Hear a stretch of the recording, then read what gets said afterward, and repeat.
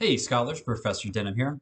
This is a PowerPoint lecture for chapters 1 and 2 for public speaking. So be sure that you are looking at the PowerPoint presentation on our page, on our course page. It'll say public speaking chapters 1 and 2 of the PowerPoint right next to this video, the link to this video. Okay, so in this PowerPoint, I will be going over chapters 1 and 2, but I first want to talk about the way to approach a textbook, the way to approach our textbook, as well as all of your textbooks. Now, this is my advice to you in terms of the most efficient way to read through textbooks, which will also increase comprehension. So my goal is to teach you how to read through a textbook in the best way possible, that you'll save time and be more efficient, and then you'll just have a better overall understanding. As some of you, I'm sure, know, textbooks are long. A lot of the chapters are very dense and meaty. It's easy to get lost. There's so much information. I know I'm not making the best sales pitch for reading a textbook, but I want to give you an approach for how to what to do before you actually begin reading. So think of reading a chapter in a textbook as an exercise, or a workout, right? It's a workout for the brain, a workout for the mind. Before any workout, if you've ever played sports, if you ever exercise, you should do some warm up. Similarly, you should do some warm up for a textbook. So this is what I did as a college student. It took me a couple years to get there, but as soon as I started approaching textbooks this way, especially as I got into grad school, it saved me so much time, and I was able to be I was working smarter and not harder. Anyhow, so the first thing to do when you get a textbook, read the front matter and back matter. Some textbooks or scholarly books, they have a whole section of an introduction or a preface or whatever, something that the authors may have written that they want the readers to know about. Read that. Um, but nevertheless, the most important thing is once you get to each chapter.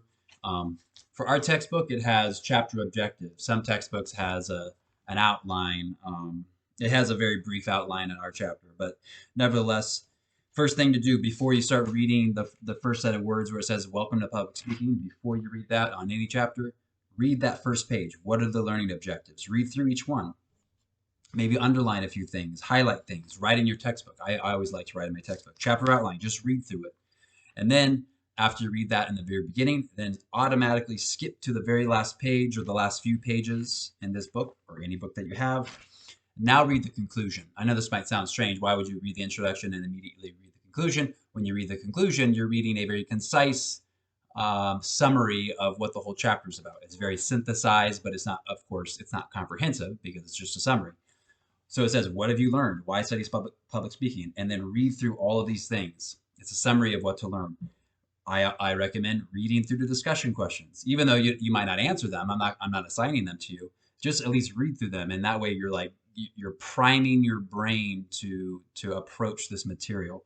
Read through the activities, read through the key terms, then go back through the entire chapter, through the whole chapter, thumb through it, and just read the headings, the headings and the major headings and subheadings and subheadings, and all that kind of thing. That's a warm up. I highly recommend that you do that for every single chapter you read in every single textbook for the rest of your college career. You don't have to take that advice, or maybe take some of that advice, but the point is spend some time warming up before you actually begin reading the chapter, because what it's doing is priming your brain, that you create sort of like a lens or like a filter in your mind's eye, such that you're focused on the most meatiest parts of the chapter because of the fact that you read through the intro, the conclusion, the learning objectives, etc. Okay, on to the PowerPoint. We're on chapters. It's the PowerPoint chapter 1 and 2. So I'm not reading through the entire textbook. I'm not covering everything in the chapters in these PowerPoint videos, but rather I'm selecting a few things and highlighting them and commenting on them and explaining how they're relevant to you, to this course, to this textbook, etc. And of course, for how to prepare for your own particular speeches. So here's the whole public speaking process. Choose a topic, determine your purpose. Your purpose is to, in our course, it'll be to inform or to persuade. It might also be to entertain, or sometimes your purpose is to it's usually to inform, to persuade, or to entertain. Those are the three main things. Your central idea, that's the main idea, right? Like a summary of, it's like your thesis kind of. You have main ideas. What are the main takeaways you want your audience to know? Your three main points, and then you have supporting material. You're not reinventing the wheel. You're doing research and you're summarizing the research, the things that have been written about your topic. That's your supporting material. Supporting material, the books, the websites, journal articles, etc. Documentary, and then of course the presentation, the actual oral presentation. You organize, you rehearse, you deliver. Pretty straightforward, right? Why? So next slide. Why study public speaking? It's a required course. Most students, most colleges in the U.S. require a course in oral communication. Usually, it's public speaking. So hopefully, you're studying this more than just the fact that it's a required course. Even if you don't like it, even if you're apprehensive about the whole concept of public speaking, I'm hopeful and I'm encouraging you to have a positive approach, even if you don't like it. We don't always do things that we like, but we do them because they're good for us, right? Like snacking on carrots. I mean, I love carrots, but when I first started eating healthy, I'm like, I don't really feel like snacking on raw carrots, but I do it because it's good for my brain. It helps you think more critically. Generally helps you to think differently about things and ideas because you're taking a more systematic and critical approach to understanding information and how to produce knowledge and how to relay that information to an audience. Usually get a little more sensitive to people because we're dealing with nerves, we're dealing with the whole stage presence, we're dealing with the fact that, hey, I'm getting evaluated on the way I talk. It generally makes you more confident. Like when you've practiced and practiced and practiced and you give a speech and you feel good about that speech, you're like, wow, that felt good. That was a performance. It's a lot of work and a lot of preparation, and it all boils down to this one, a 5-minute presentation. So imagine, how an Olympic athlete feels. They're training for 5 or 4 years for performing something that might only be 5 minutes or 1 minute or 30 seconds, depending on the sport. And you generally become more articulate and intentional. You speak with purpose. You realize there's a way to speak. There's different ways that we can speak. Public speaking is a much more structured, systematic way of speaking.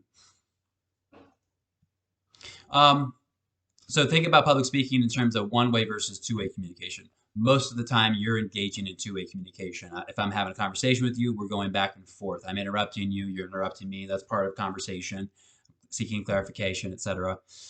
So I don't have to be as clear in my language when it's two-way communication, because if I lack clarity in something, you can just say like, oh, what did you mean by that?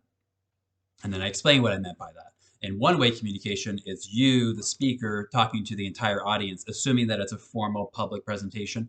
The audience is not going to be engaging with you. It's just you having a message. So you want to be as clear as possible. No one can be inherently clear. Like communication is inherently unclear, and we do everything that we can as scholars and whatnot to be as clear as possible. How do you accomplish that? Through strategic planning.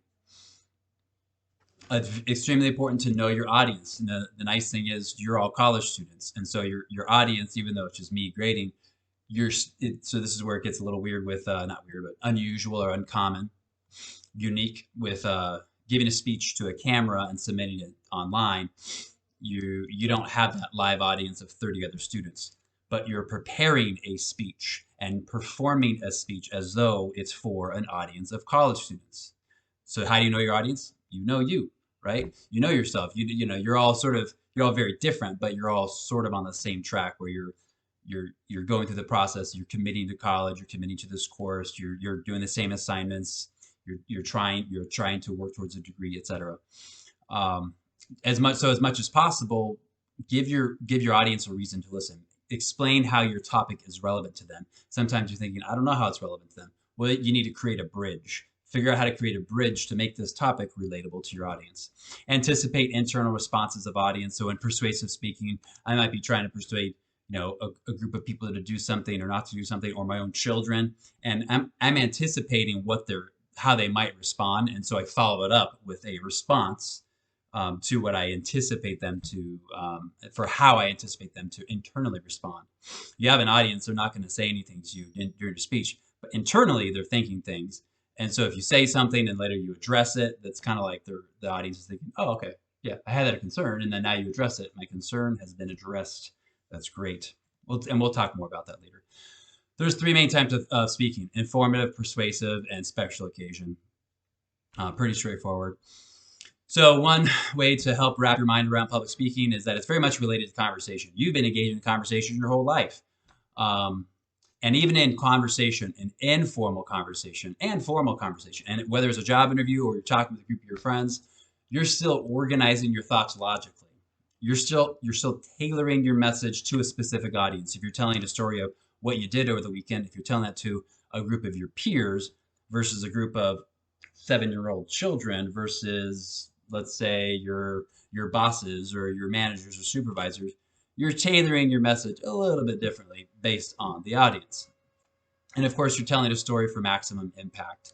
Um, if you're explaining what you did over the weekend and it was something really funny, you're trying to get your audience to experience that laughter or that comedic response by modifying your language, modifying your facial expressions. If you're talking about something that you did that was like so crazy and funny last weekend, you're probably not going to be talking like this. And then I jumped off the stairs, and then I almost broke my foot. And that was crazy. No, you're like your emotions are there, etc. So hopefully you're able to channel that. It's easier said than done, but that's the idea. Giving a speech is taking a risk. It feels funny to like put your emotion into a speech because you'll watch yourself, and we don't always like watching ourselves on video, but that's the whole point. The whole point is that you're stretching yourself out, you're trying something new, and of course you adapt to feedback. And in this context, you're looking at a camera lens. In a live audience, you might be adapting to feedback and how they respond to things. Outside of the classroom, you might be a manager and you're talking to a group of your subordinates, the people who work for you or the people who work under you or whatever. And you're explaining how to perform a certain function, and they kind of give you a puzzled look. And so you're adapting to that feedback. If they look confused, if they look angry or whatever, you're adapting to the feedback. Those are other applications of public speaking. Or a conversation. Now, in public speaking, it's just like conversation, except it's more highly structured, it's more formal, and you have a very specific delivery. In other words, what you're doing, so for some students, it feels so different. Oh my gosh, public speaking, like it's so weird. It's like, yeah, but you're doing something that's not exactly new. You're not learning how to perform some sort of behavior that's completely new to you, like learning a foreign language. That's a whole other ballgame. But so what I'm saying is you should be able to do this. It's just you're amplifying and modifying the way that you typically communicate a message. The authors talk about the major speech elements: invention, arrangement, style, delivery, and then memory or mental recall. So that's what you're doing.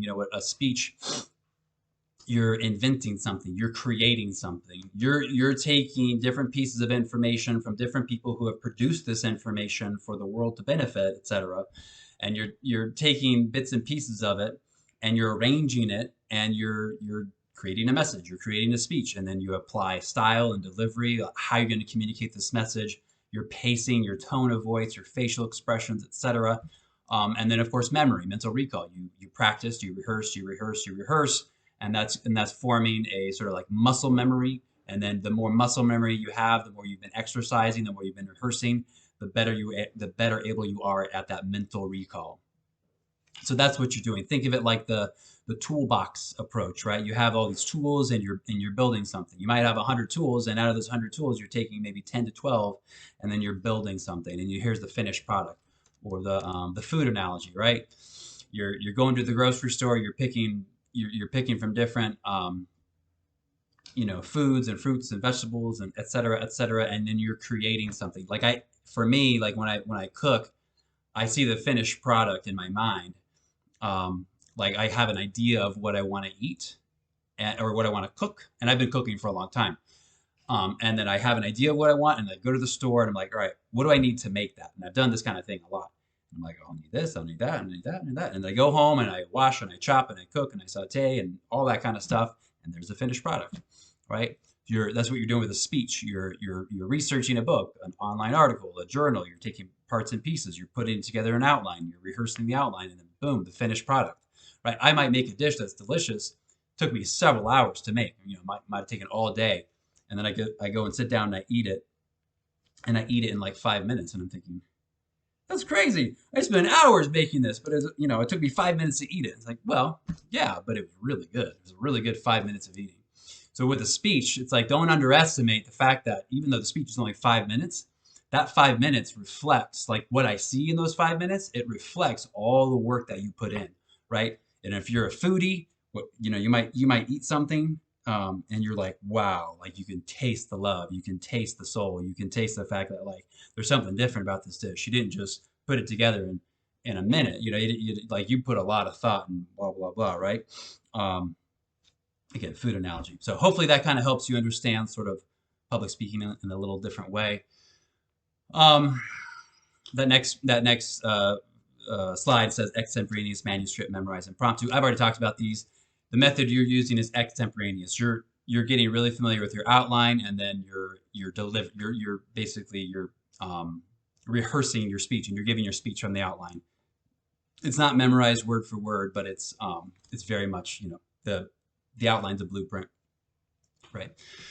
Next slide, power of public speaking. So one thing to think about is the power of our words. Like our words, as you've seen personally over the years, especially 2020, like words are powerful, especially when coming from a public forum, a public platform. So aside from that, think of how often people speak informally and use language incorrectly. Maybe it's something you've never thought about, but think about it. Maybe right now, pause. Like, who do I know who speaks incorrectly or informally? Maybe it's me. Maybe it's you, right? Like you're thinking, maybe it's me. Maybe it's someone else.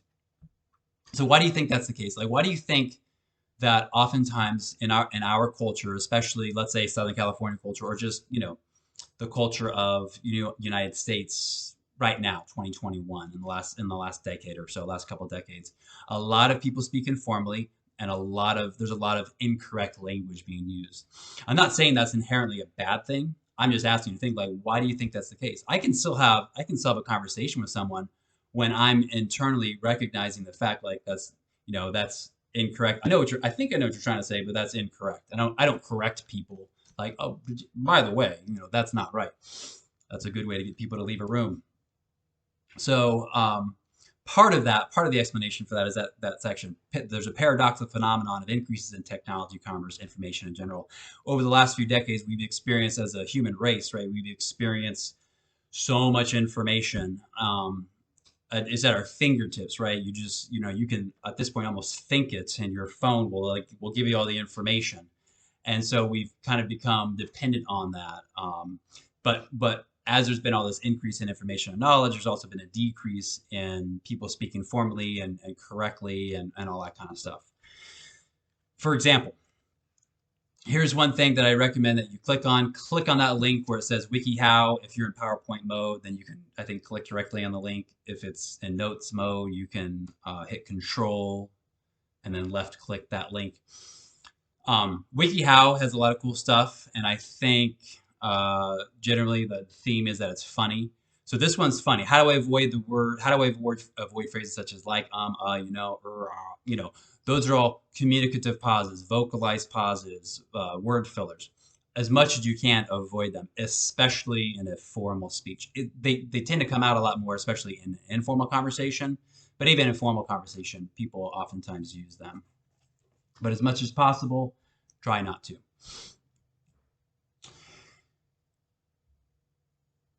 When you hear yourself, when you're watching versions of your speech rehearsals, maybe just start counting. Maybe if your friends watching it, they can be the counter. Be the counter, the like counter, and you'll be surprised. If you're someone who uses the word like a lot, you'll be surprised at how often you might use it in a speech. But as much as possible, try to avoid it. It is a great issue. I don't count. It's not like you lose a half a point per like. But I look at the big picture, right? If it's excessive, the downside of excessive uses of like is it makes it difficult to follow along as the listener. Sometimes some speakers will use those phrases so much that I have a very difficult time following along. That represents a small percentage of students. The authors really emphasize the importance of ethical speaking. They really emphasize the concept of respect. So respecting the whole process, respecting leaders, respecting all different groups from all different backgrounds, from all different ideologies and philosophies, etc. Have respect for the fact that it's so easy for you to get information. People have worked very hard to produce information about your topic and have it published in journals and newspapers and books and websites, etc.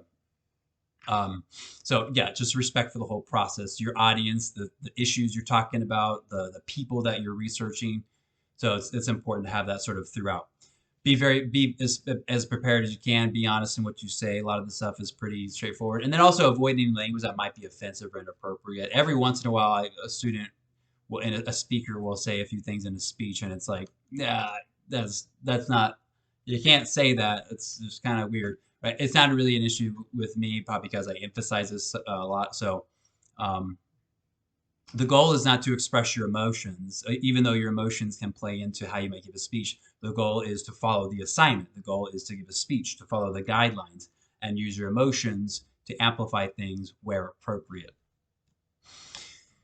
You're responsible for your statements. It's imperative that you give credit where it's due. So you want to avoid plagiarism, avoid academic dishonesty, as much as possible. Have academic integrity. Academic integrity should be sort of a filter in your mind's eye.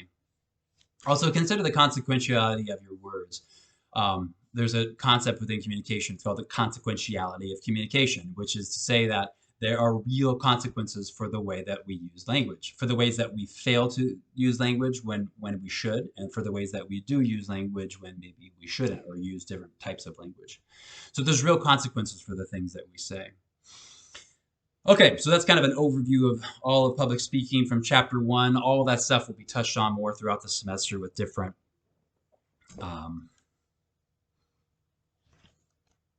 lectures, PowerPoint lectures. Okay, on to chapter 2. So what's your goal, right? For your first speech. Your first speech is coming up pretty soon. It's your introductory speech. It's the easiest speech. You're basically just talking about yourself for a short time. I'll have a separate assignment for that. I'll have an assignment document along with a video explaining all the things that you need to do. But the first one is introductory speech. You're talking about yourself. The speech is going to be 2 to 3 minutes, maximum of 3 minutes, at least 2 minutes, no more than 3 minutes. So it's short, it's fast. So some students, when they think like, oh, I'm talking about myself. Well, you still want to be strategic in how you plan the message, right? Because I could talk about myself for an hour, but if you said, hey, give me a 2 to 3 minute speech about yourself, I would say, okay, for someone who's been public speaking for 15 years, or I've been teaching public speaking for 15 years, and I've done a lot of public speaking in my career. If you told me like, hey, prepare a 2 to 3 minute speech about yourself, I'm not going to try to wing it. I know for a fact that I will not be able to wing it. I could talk about myself for 3 minutes, but my thoughts are going to be rambled. I'm not going to, because I know inherently that I can't just like wing it in that amount of time, especially if it was supposed to be a prepared speech, right? But if I spend some time outlining like what exactly do I want to say, and I practice, I rehearse, I would still rehearse several times, and that's what I do. If I have to prepare something, I still practice what I preach, and I rehearse several times until I like feel comfortable with that performance. So what is it you want your speakers to take away? What's the goal of the speech? What is your goal? What are the specific things that you want your audience to know from your speech? Establishing positive ethos, how to make a positive impact, how to get how to get your audience to sort of have a positive disposition towards you and your topic. The authors talk about a variety of ways. I'll talk about a variety of ways to establish positive ethos. It's a lot of it's like, being prepared and knowing what you're talking about, smiling, standing up straight, using good posture, all those things. There's so many different ways that we can accomplish establishing a positive ethos with your audience. Okay, so let's to break it down a little bit more simply. A speech has a few components, right? Intro, body, conclusion, and of course outlining your thoughts. In the intro, you tell us what you're going to tell us. The body, you tell us. Conclusion, tell us what you told us. Right? It's you're being intentionally redundant, strategically redundant, because your audience is only going to take away so much of your speech. And even if the best speeches that I've heard, you're not going to remember everything from the speech. So how do I increase audience retention? Be strategic. In the intro, get our attention. Give us a preview of what you're going to say. And then the body, that's your main points. And for your introductory speech, you're just gonna be kind of focused on one story, probably. And then the conclusion, you're summarizing everything, you're synthesizing everything, you're providing closure. Boom, you're done. How do you do that? Through outlining, strategic outlining. We'll have a whole chapter on outlining. And of course, delivery. Next slide. Delivery. It says practicing and presenting. How do you practice? I've heard a lot of students say, I practice in the mirror. Well, you can practice in the mirror if you're looking at yourself in the mirror and you're practicing your speech, and if you do that and that works for you, cool. If it ain't broke, don't fix it. But one reason why that might not be the most optimal way to practice is because if I'm always practicing while looking at myself, and then now it's like I'm on stage. Well, now I'm creating a different environment. Now I'm looking at a camera lens and I don't get to see myself. I don't get to experience what I had been practicing. So my recommendation, based on my own experience and based on the situation itself, is don't look in the mirror.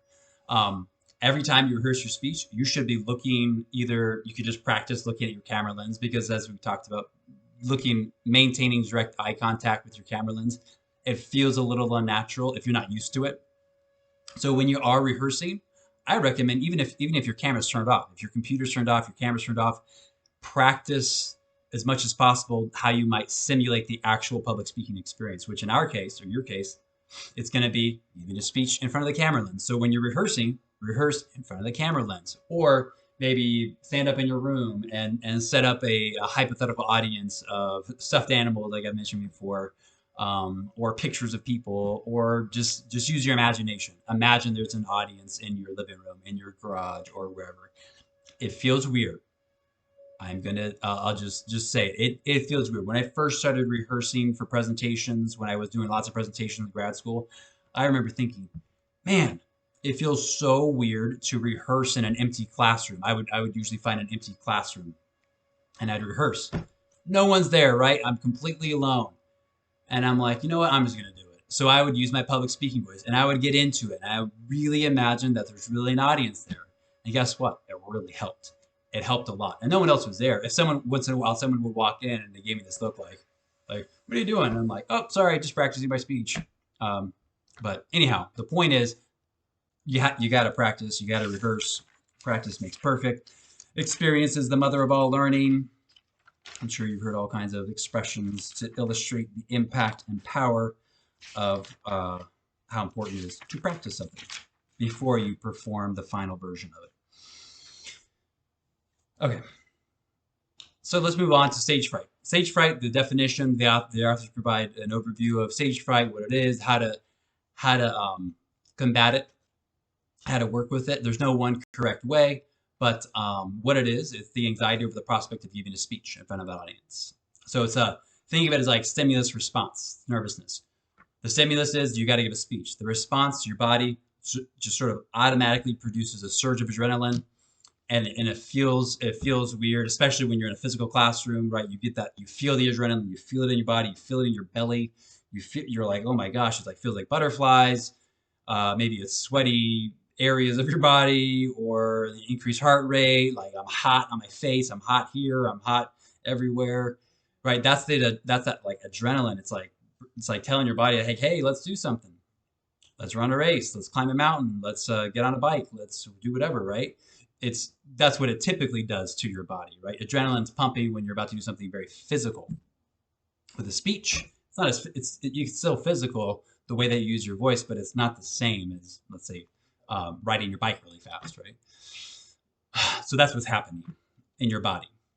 And if you didn't know, now you know. The way it actually feels, though, like that next slide, it's an abstract representation of stage fright. The people aren't actually bigger than him and looking down on him. His legs don't actually look like spaghetti. I had a student a couple years ago. I'm just now remembering this. I had a student a couple years ago.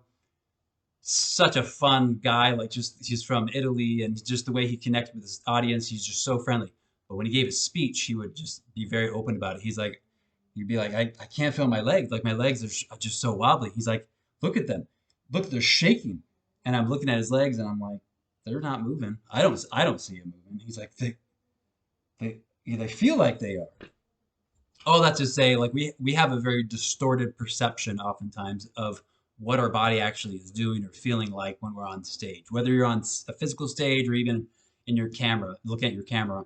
Um, we have distorted perceptions of what's going on, and it's all related to stage fright. But this is a topic, like I said, that I'll talk a lot about in this class. So how do you manage it? There's no one correct way. There's several different ways that you manage speaker anxiety. A lot of students say they say their goal is to eliminate their fear of public speaking. My goal is not to get you to eliminate your fear of public speaking. My goal is to get you to teach you how to manage that anxiety, like what to do with it when it comes on you, when you kind of like feel the anxiety, whether it's giving a speech or something else in life. Um, in that moment, maybe there's nothing you can do to get rid of it. I was watching a documentary on Netflix, and it was a documentary series on anxiety, explaining it from a scientific perspective, and then it was also interviewing a guy who was a Buddhist monk who talked about having lots of panic attacks and anxiety. And so the way when he talked about what happened when he had panic attacks, the way that he managed it, the way that he would coexist with it, he said, when I feel panic come on me, I just say, "Hello, panic. Hello, panic." I mean, so silly, right? But his point was, hey, you know what? If there's nothing I can do, it might just sort of surface itself, and it might just rear its ugly head, right? Panic or anxiety. And so what his philosophy is kind of like, well, if I can't get rid of it, I'll just say, I'll acknowledge it. Like, hey, how's it going? Not that I like it, but it's like, hey, I'm acknowledging that you're there, and I'm gonna do what I'm gonna do, irrespective of the fact that you're there. So I'm learning how to coexist with this. Hey, it'd be great if it just went away, but when it does come up, right, the anxiety or the panic, when it comes up, what are you gonna do? Be prepared. Being prepared is the number one thing that you can do to ensure that you have a positive public speaking experience. It's one of the best things that you can do to minimize that stage fright. Because if you're not prepared and you're giving your speech, you're not prepared, and then you're just worried about all those other things. Think positively. Use positive visualization, mental pep talk, physical exercises is extremely important. Prior to giving your speech, do some jumping jacks, some burpees, some sit-ups, some push-ups. Walk around the block. Move your arms back and forth. It doesn't matter. Like, get your blood flowing. It doesn't really matter how you do it, but do some sort of physical exercise just shortly prior to when you give your final speech. And then experience is the number one thing that's going to get you to have success. Don't expect to be perfect. So the model of communication is the basic. It's the basic sender, receiver, message, channel, context, feedback, noise. That's like the basic model of communication that's inherent in all forms of communication. So a sender generates a message. There's a code. The receiver gets it. The channel is how it's transmitted. The context is, whether it's I'm talking to my computer screen in my living room, or we're in my car, or we're on a date, or it's a job interview. The context really affects the whole communication process. Feedback is what I'm seeing from you, and then noise is all the different things that have an effect or impact on how my messages are produced on my end, and then how they're affected in terms of how you interpret them on your end. So that's the whole model of communication. There's a little diagram there. So your first speech, on to slide 26. So your first speech is your introductory speech, as I mentioned. Well, I'll have information about that soon. One way I want you to think about it, to kind of like wrap your head around it, think of it as a delivery exercise. For some of you, excuse me, for some of you, it might be your very first speech you've ever given.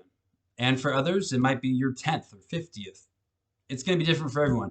But think of it as like a delivery exercise. What does it feel like to use my hands? And speaking with your hands should come naturally.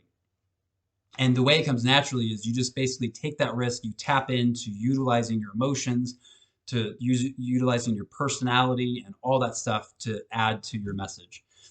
It's the opposite of being completely neutral and stoic and monotone. It's basically the opposite of that. And the opposite of that for you is different than the opposite of that for me. Everyone's a little bit different. But if you just deviate from neutrality and monotone style, generally good things will happen. It might feel weird using your voice that way or your face that way, but that's kind of like the whole point of taking this course. You're getting the experience. So what does it feel like to use my voice in a way that I don't typically use my voice? What does it feel like to use my facial expressions in conjunction with my hand gestures in ways that I don't typically do that? It's only worth 50 points.